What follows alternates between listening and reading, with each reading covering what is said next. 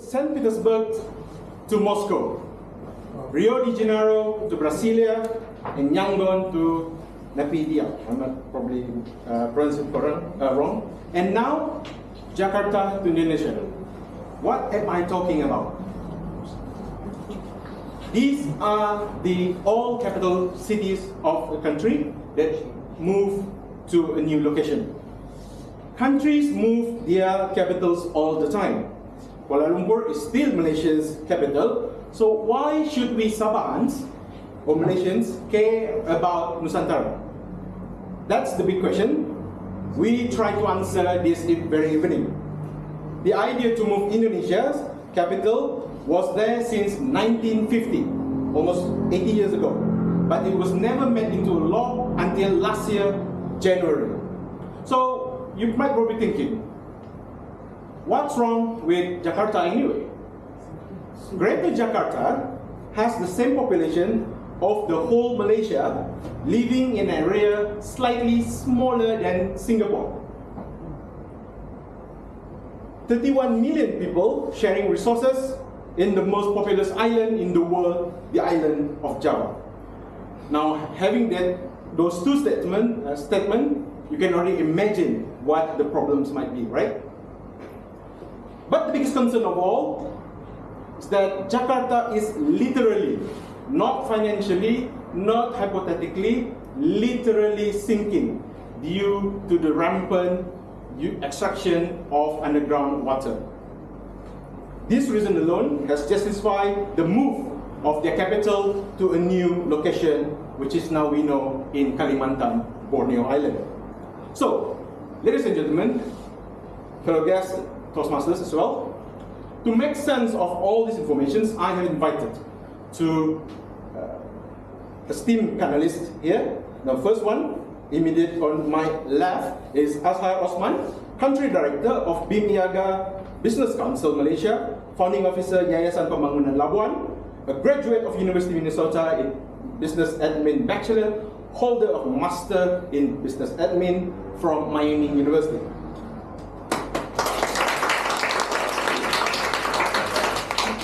At the extreme left, I have Arif Adi Putra Anwar, Special Officer to Dr. Ramza Dambul, Chief Executive Officer of IDS Sabah, a graduate of Aberystwyth University, Wales in International Politics and Intelligence Studies, holder of a Master in Governance and International Relations from University of Malaysia Sabah, and is currently pursuing his PhD at University UMS with his research focusing on Sabahan nationalism. That's quite a biography I have for our esteemed panelists here. Now, before I pose my questions to my panelists, I would like first to remind the panelists to answer my questions on the topic in layman terms. So not everyone is here expecting to know a little bit more in terms of technicality, but I think basic would be sufficient. And I would like to remind all of you, the audience, if you have any questions along the way, please just scan the Slido code and I'll be reading your questions from there. Are we in agreement to start? Yes. All right, cool. Now, I would like to go from my far left first, the gentleman that dressed to the nines here. Diplomatic relations between Malaysia and Indonesia is not a new thing, but currently it's always context of Jakarta and Kuala Lumpur. We in KK feel very left out. How Kuching and especially Kota Kinabalu can leverage on their proximity to benefit from the development of Nusantara? What are the necessary steps to maximize the spillover effects of Nusantara to Sabah? Please, Adi. Good evening, everyone. Firstly, my apparel does not reflect my company. And thank you, Haffiz, for the great question. So, in the future, I don't think it's going to be Kuala Lumpur, Jakarta, it will be Kuala Lumpur, Nusantara relations very soon. How can KK exactly exact some benefit out of this spillover from Nusantara? Firstly, is that we need to find a way to have better connectivity with Nusantara itself. Right now, the only route towards Nusantara is that if you're able to take a ferry from Tarakan on the east coast to Kalimantan. So if you want to actually go to that part of Kalimantan, that part of Borneo, that part of Kalimantan, it's very hard for regular Sabahans. For people in Sarawak, in Kuching, I think they already have a land route, already have asphalt and roads that leads towards southern Kalimantan. But for Sabah, we aren't there yet in terms of infrastructure. However, there have been discussions to open things such as air travel. I believe the Heart of Borneo initiative was talking about how we want to promote more interconnectivity between Sabah, Sarawak, Kalimantan, and the greater region itself, or what we call the Pintiaga region. But how we can leverage is, first we need to establish the groundwork. We need to establish the foundation of how we can interact with Nusantara. For now, the only interaction we can see is that we can see some kind of barter trade system that happens across the border. But that is mostly done in a way that is not exactly monitored officially. You have all these jalan tikus along the border, which has smuggled goods in and out, and some of these smuggled goods that comes out and into Sabah from either Kalimantan or southern Philippines amounts to at least about last I checked was 26 million ringgit. So that is a huge loss, that potential that we are losing out. Now, if we have the proper channels, official channels to regulate and monitor, this is how we can. This is one step we can have first. But first, we need to lay down the foundations. All right. Thank you very much for that. And all this that you mentioned about illegal trades, barter trade, it's been happening ever since? Oh, it's been happening even before the colonials came. This is a practice that's been happening for hundreds and hundreds of years. It's just that we've never found a way to modernize it to our modern setting. All right, okay. That's from policy point of view, I think, from there. Now I'm going to move on to Azhar here. From the lens of business community, how well is BIMNIAGA covered region accommodating and facilitating business right now? And will it be better when Nusantara is fully established, apart from what Adi has mentioned? Thank you very much, Mr. Moderator. Good evening, everyone. Good evening. Firstly, the news of the relocation of Indonesia's capital to Nusantara has created a lot of excitement among the leaders within BIMNIAGA for the last few years. The topic of Nusantara has become so immersive to me that I even bought a book about Nusantara a few years back. On paper, it will be a game changer. Indonesia is set to be one of the world's biggest economies in the future, and to have its capital within our doorsteps, so to speak, will have huge positive spin-offs on the region, particularly Borneo. For one, it will increase the GDP of Kalimantan, which only contributes about 8% of Indonesia's total GDP. And of course, there will be a lot of visitors going to Kalimantan from then on. Also, subject to better connectivity, there will be a lot more engagement between investors and the decision makers, because they are near to us in Kalimantan instead of in Jakarta. And because Indonesia is very centralized in their decision making. So if you are near, then it will be easier, it will be more efficient for us to bring about changes and implement whatever plans they have for Nusantara. On the part of BIMNIAGA Business Council, of which I'm one of the directors, there have been several public engagements with the public, especially potential investors, about Nusantara, about their plans and visions, potential economic activities and opportunities for foreign investors. My hope is that within the next 12 months, there will be better connectivity, as my colleague mentioned just now. Apart from that sea connectivity, sea link, if you want to fly to Balikpapan from KK, you have to go to Kuala Lumpur, and then to Jakarta, and then to Balikpapan. And then you have to drive for 2 hours to Nusantara. Before COVID, you actually can fly to Tarakan from Tawau. Of course, you have to fly to Tawau first. And then from Tarakan, you can go to Balikpapan. And that was the shortest journey to Balikpapan or rather Nusantara. In any case, I will be in Nusantara hopefully in March 2024 because there will be a handing over of chairmanship of the Niaga Business Council from Brunei currently to Indonesia at that time. So this will actually facilitate better coordination with Indonesian officials and foreign investors. We need more engagement. There are a lot of questions that we need to know about Nusantara. There are tax matters, incentives, housing, business ownerships, and so on. So my job in BIM Niaga Business Council is to facilitate the conversation, and so that people will know what to do, what to expect, and perhaps will invest in Nusantara. Alright, just a little bit, because I mentioned BIM Niaga as well, and for those who do not know what BIM Niaga is, just very briefly, like 30 seconds. Okay, BIM Niaga is a subset of ASEAN. It is a sub-region that lies furthest from the capital of the countries. So the BINP stands for Brunei, Indonesia, Malaysia, Philippines. IAGA, EAGA is ASEAN Growth Area. So these are the region that is far from the capital and with the worst, or rather the least developed part of that country. Of course, except for Brunei, it's a whole country. So the idea of BIM Niaga actually is to narrow the development gap so that we can develop together, because their capitals are actually very far and they won't be able to do it themselves. So we group together so that we can help each other to grow in various ways that is common to us. All right, thank you very much for that. It's basically just a business union within this region, right? Now I would like to back to Adi here. It's just we're sharing a border with him. Mostly Sabahan are not excited with Nusantara because the news have been going around at least for 2-3 years since the re-election of Jokowi. And it reflected on our state leaders as well. It's just recently when Anwar sworn in, and there were some initiative from the federal government and the state government as well.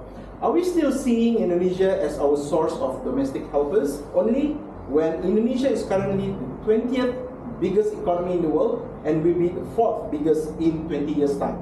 How can we change that perception, perhaps? I think first we establish how do we get that perception in the first place. For Sabahans, most of our interactions with Indonesians are always either having domestic workers to help around the house or illegal migrant workers who tend to work under the table in plantations, all these odd menial jobs that no local Sabahans really take. So that's how we cultivated that perception of them. But now, how we transform that is that now, with Nusantara happening, a lot of Indonesian foreign workers, they have decided that while we work here in Sabah, where we are being paid less, we are discriminated against, where we don't feel safe, when they can just go back over to the border and find work there, because the transition towards Nusantara also means a transition of at least 5 million administrative personnel, all of whom are all quite well off in the middle income to upper income, which also hires their own domestic workers. So that's that provides like a very good opportunity and good prospect for all the Indonesian workers here. So in 5 years' time, it's gonna be very hard for us to find our kakak? Possibly. You'll be finding ones which you need to pay more. You have to pay them more. The other way. Rightfully so, actually. But yeah, to transform this is that we need to start finding out how we can survive without these foreign workers. Obviously, the businesses or the big businesses who have hired these foreign workers would turn to alternative sources of labor. We already saw some discussions maybe to try to, as an auxiliary force first, auxiliary labor force for Indonesians. They start to bringing in Nepalese or Bangladeshi. So it's going to transform either way. It's just that that perception would be transformed, would be carried over to another nationality, which we would treat exactly the same, I feel, until Sabahans decide that we should be working on our own business. Why Sabahans working in the plantations itself, getting paid fairly? Because that needs to start from there. As long as Sabahan sees that there is a lucrative way to make some money out of honest work and labor in Sabah through the jobs that's been taken by the foreign immigrants, then we can start to kind of empathize, we can start to understand. But so far, I do not see that happening. If you look at the recent South Korean company, SK plan, it's not looking too right for local Sabahans to look for jobs there. I think we're going to be still looking for foreigners to work at the factories, which was meant to be for local Sabahans to be employed. Sadly, I don't exactly have the answer how to change it, but it will change either way.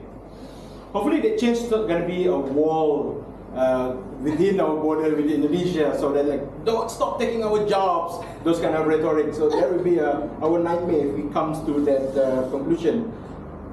Moving on to Azhar here. So now we touch on the opportunity on both sides here. How the table has turned maybe in the future, we don't know yet. But when a big fish comes to a small pond, the other fish would see the big fish as a threat. Should Sabahan business owners, any business owners here? I'm sure there's a few hands here.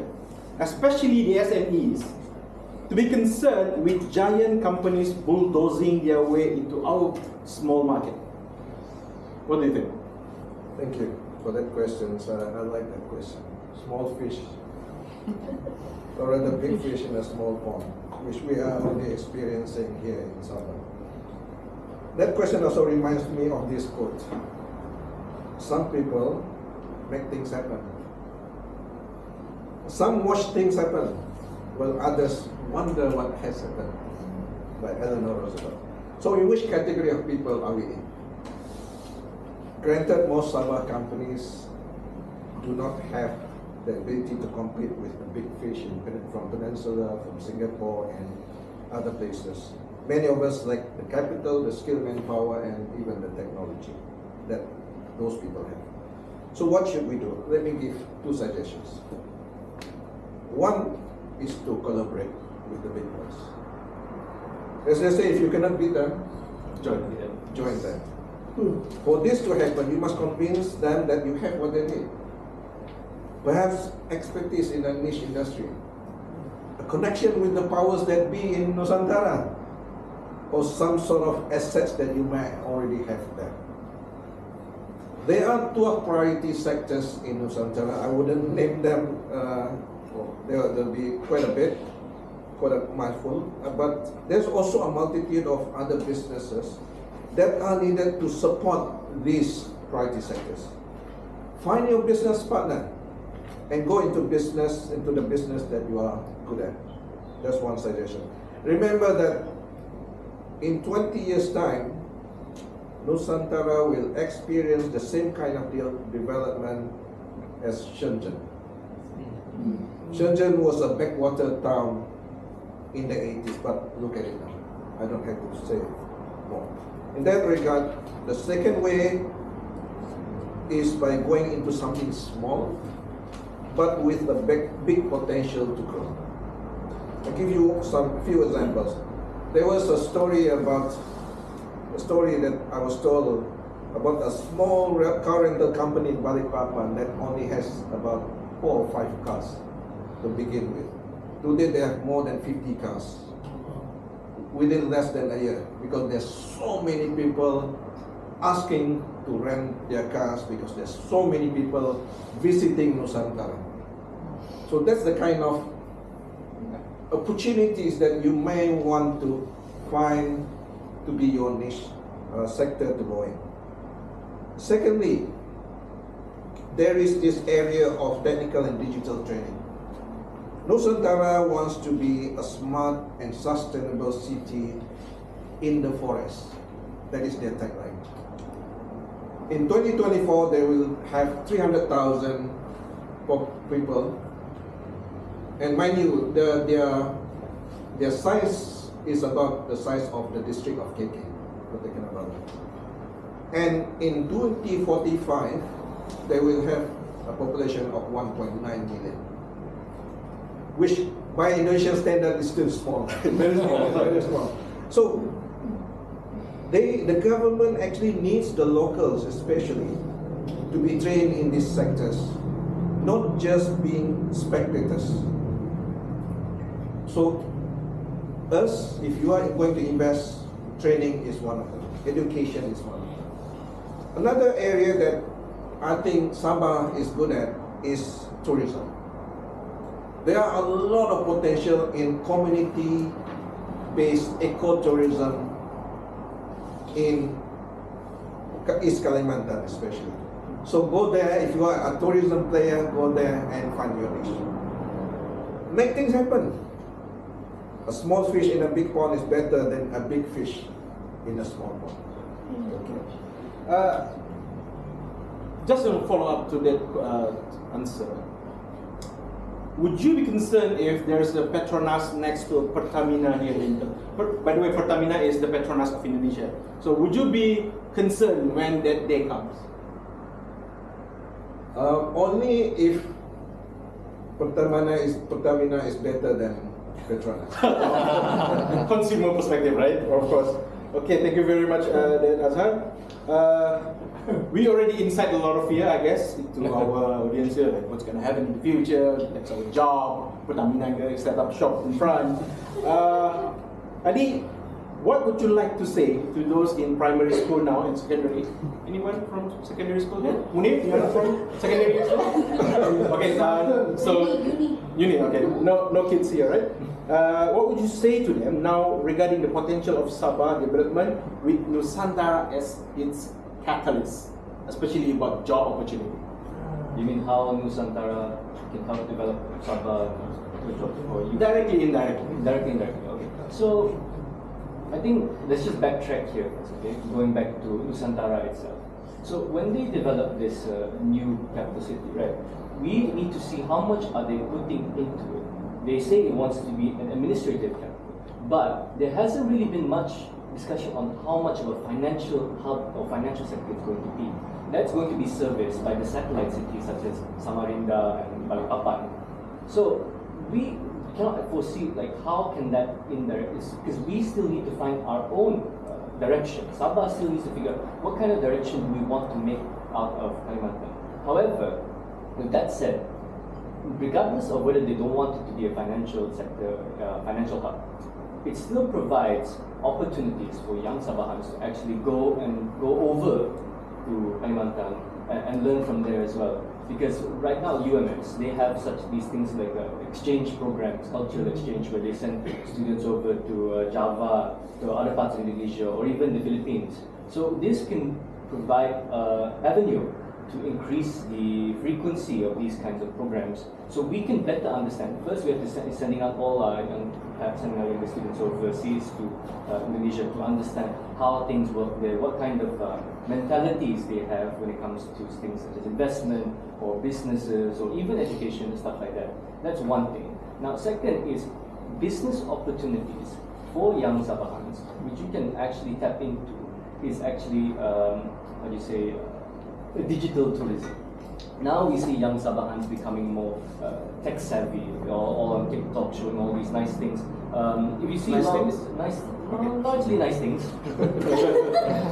some of which I find quite interesting, which is stuff just like talking about how great Sabah is, how beautiful Sabah is, how great their district is, what things, secret things, like things you can do, such as in Lahadatu. I just found out that some parts of Lahadatu, they have these hiking trails which look exactly like New Zealand. Wow.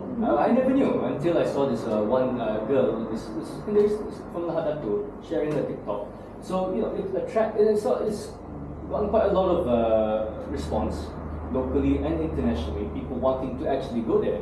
So these young Sabahans here, right, that are indirectly showing how beautiful their districts are.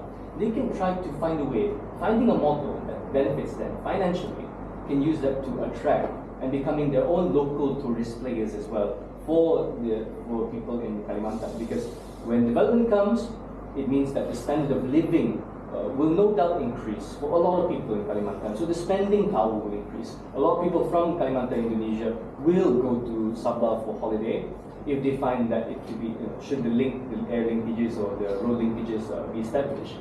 If not, then probably Sarawak will steal all of them from us. But nonetheless, there is some of the exciting opportunities. It's that you can have more interactions with people from Indonesia, and you can also promote how great your tourism industry is, not such like corporate advertising, which tends to miss the mark, or when it tends to be a bit too cheesy. So this is a very organic way that young people can also leverage on. How Sabah Maju framework would be a catalyst and facilitate this kind of relationship? Oh, Sabah Maju, yeah. Where to start though? SMJ is very broad. It's very broad. Very broad. And SMJ is mostly focused with domestic development. There's not much on SMJ in trying to tap to Nusantara, but there was some kind of, this is a bit off topic from young people, but in the SMJ plan there was talks of developing a CIQS complex in Kalabakan in Cirebon. So a CIQS would be a customs, immigration, quarantine and security complex. So this would be like sort of a huge complex for checkpoints, like border control, where we're able to monitor what happens at the border here and there. And that was supposed to be one of the initiatives by Sabah Maju Jaya. However, we have received, with the change of government back and forth, it's neither here nor there. Funding was taken out, funding was added back in. So we are neither here nor there. It's still up to the decision from the Prime Minister, from the federal government. So yeah. Thanks for the 1 billion from PMX. 1 billion. It's a good start, but let's be honest here. It's still pickings. True enough. Yeah, I mean, 1 billion is nothing compared to whatever that we are talking here. But moving on to Azhar here, I believe those Sabahan who have been, okay, I would like to ask, any one of you here been to Indonesia before? Any part of Indonesia?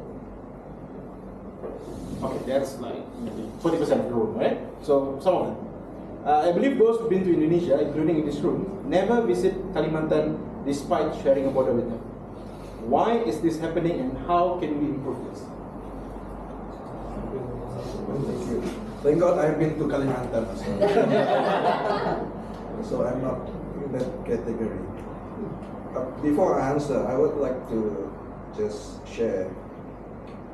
There was a question about how much Indonesia will spend on Nusantara. The figure is at least 30 billion US dollars up to 2045, and that is the minimum. It could be higher. So why is it that a lot of us never visited Kalimantan? I think it is a question of why and how. Why would we want to go to Kalimantan? Right? Is there anything there that interests us? What benefit can we gain from going there? So if the answer is to the negative, you might not be going to Kalimantan. There is no reason to go there.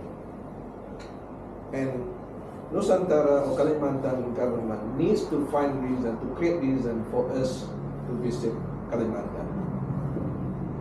For us, the business people, I hope the answer will be there soon. And Nusantara is already a very good reason to visit Kalimantan. The second aspect, the more important one, is the how. We have mentioned about the lack of connectivity by air, by land, by sea. So I'm not going to repeat that. We hope that there will be direct connection, flights from Kota Kinabalu to Balikpapan in Nusantara. We hope that there will be go and initiate flights to small towns, small cities around the region, including to Nusantara. And there are many other ways to improve our connectivity. I believe that we are also in the process of completing our Borneo highway, and Indonesia also is doing what is called Trans-Borneo highway. So these will be completed. Both are completed. Probably by 2030, we can drive the whole of Borneo seamlessly. And with that, I think that will improve our connection with each other. And again, as another point that was mentioned, there is a a sea connection between Tawau and Tarakan, which I went through a few years back, and also Tarakan to Nusantara. So this journey, the whole together will take us 10 hours. So I don't think we want to experience that.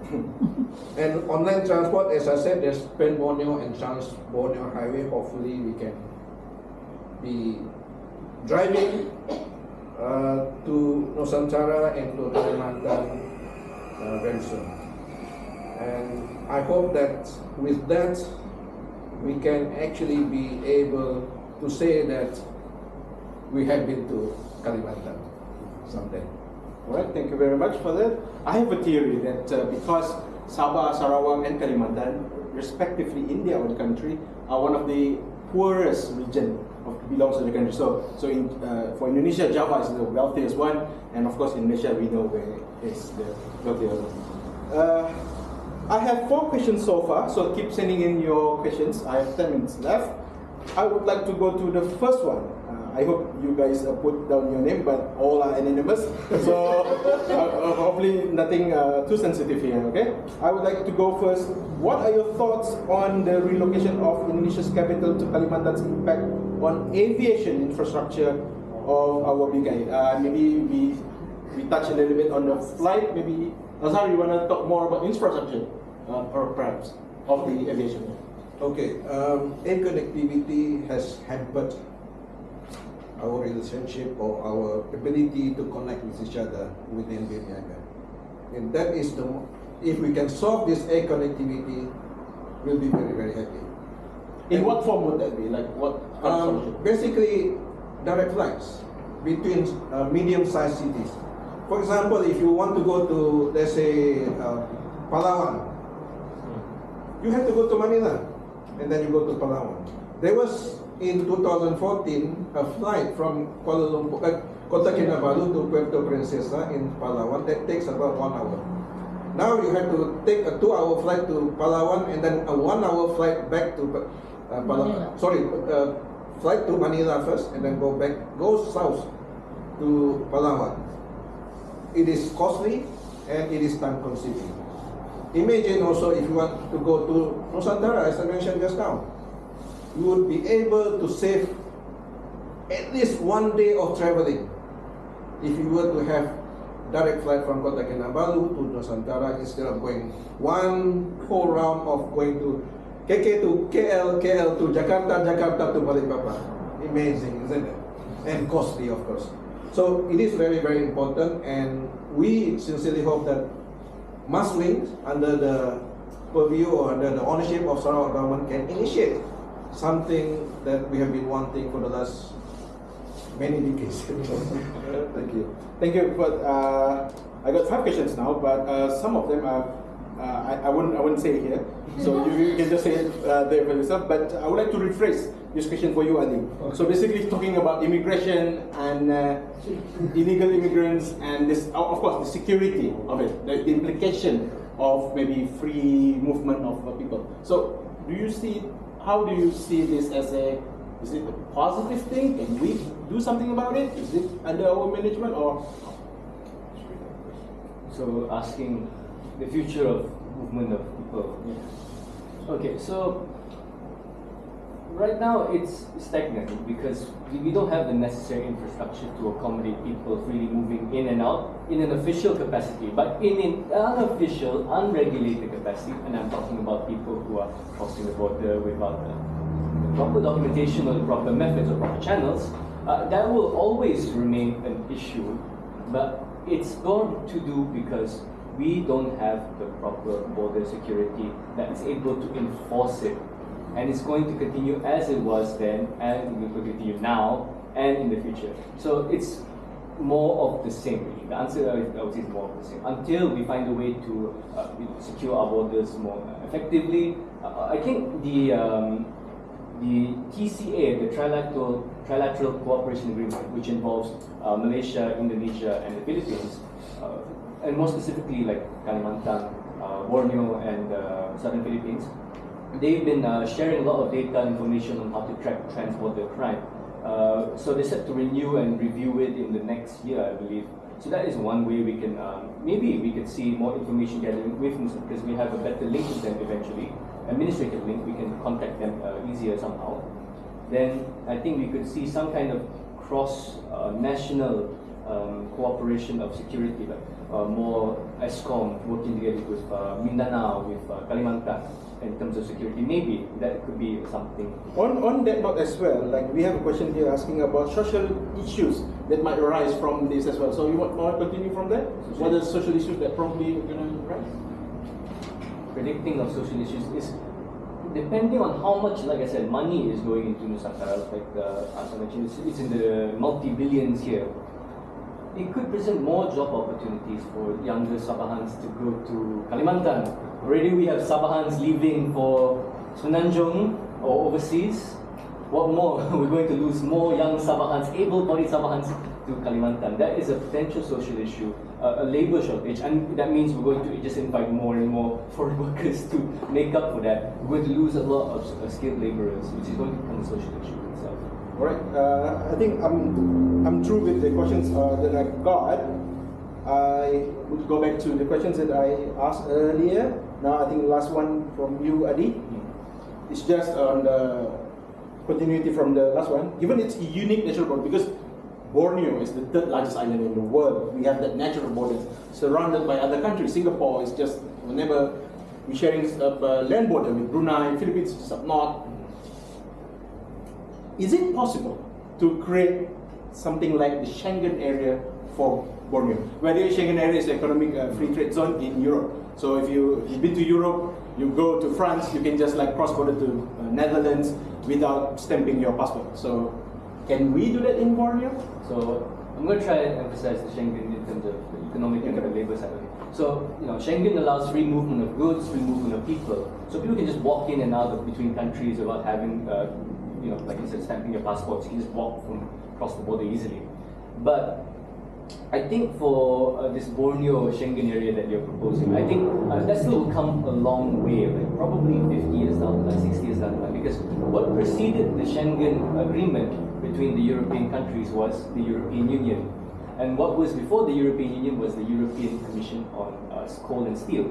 So it started off as a trade cooperation. As a trade and business framework first, a regional one. Then eventually evolved into the European Union, where they can enforce certain things such as bylaws or conventions, which enforces on the member states.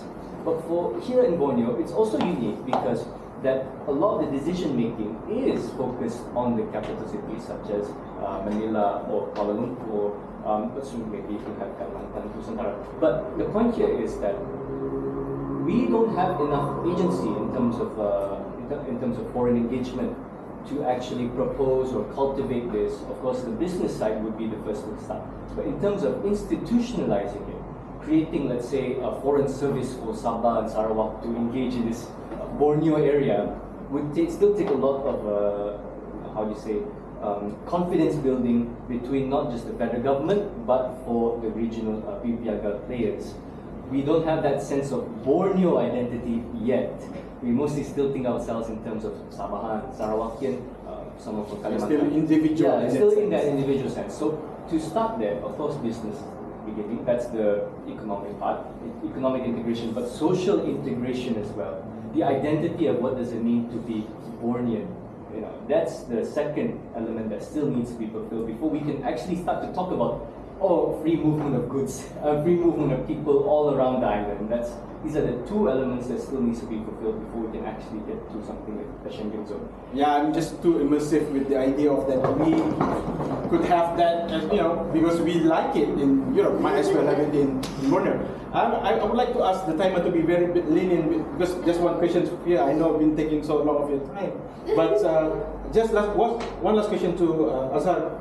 A few months ago, Anwar Ibrahim Jokowi signed a bilateral investment from Malaysia amounting 1 billion ringgit, but it involved a lot of companies from either Jakarta or Kuala Lumpur.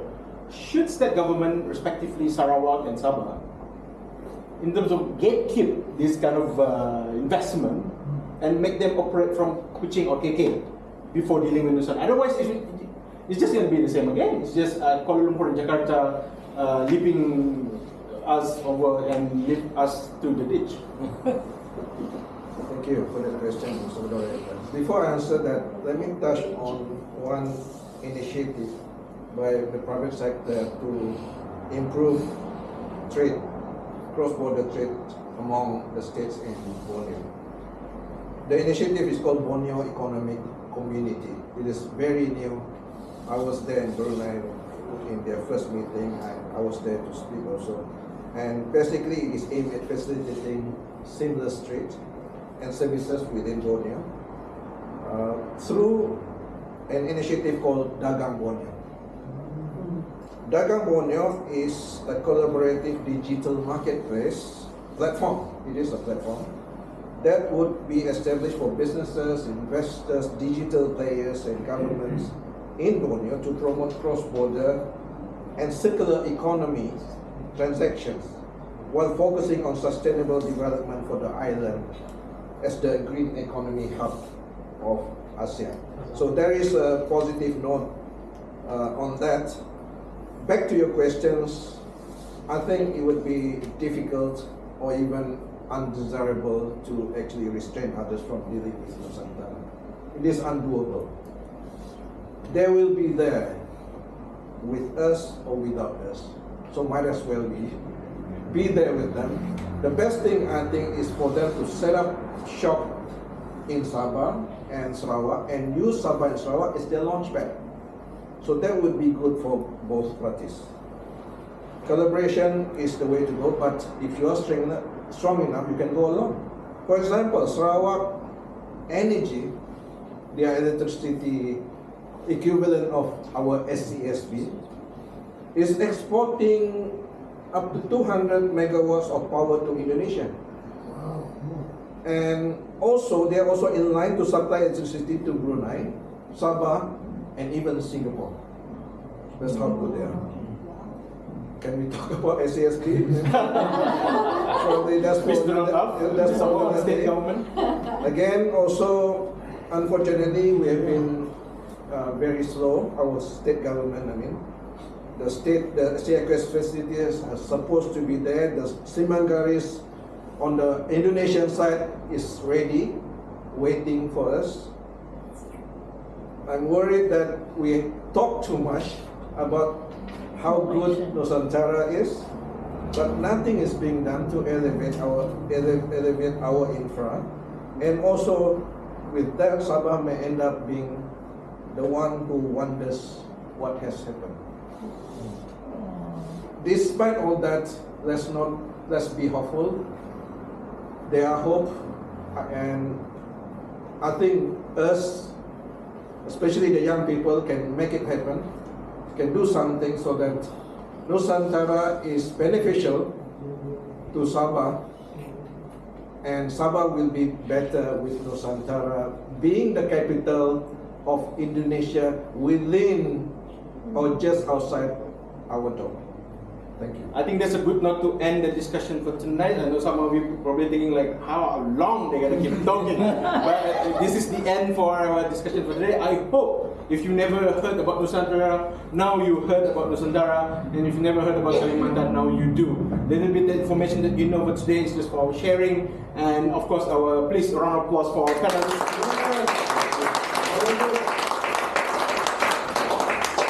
While the light is red, I think it's time for me to say goodbye for now. Back to you.